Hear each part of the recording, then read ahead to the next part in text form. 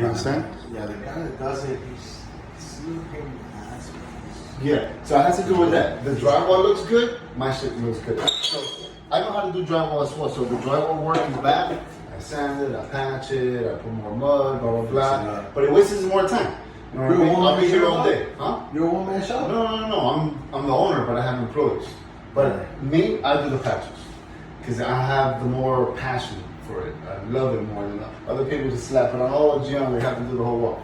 So they spend a whole day here instead of 1 hour here, like I'm doing. Because then I have to go to another project. But then your guy will spend all day here just to do this little patch. Oh, I can't do it. I have to do the whole wall.